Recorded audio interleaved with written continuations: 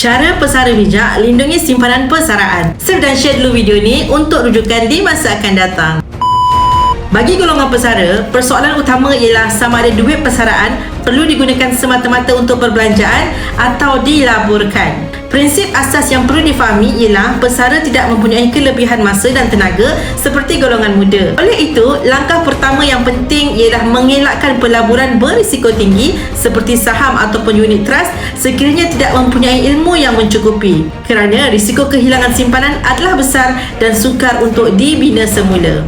Tidak dinafikan, instrumen seperti ASP, tabung haji dan Kinabalu SP menawarkan dividen sekitar 4-5% setahun. Namun, simpanan ini masih dalam bentuk ringgit yang nilainya terdedah kepada inflasi, kestabilan ekonomi dan dasar kerajaan. Walaupun angka dividen kelihatan baik, kuasa beli sebenar simpanan boleh menyusut dari tahun ke tahun.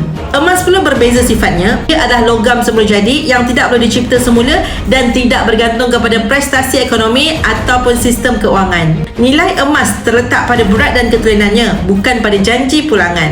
Atas sebab itu, emas tidak akan jatuh ke nilai sifar dan telah terbukti mengekalkan nilai sejak ribuan tahun. Inilah sebabnya emas sering dianggap sebagai insurans kekayaan.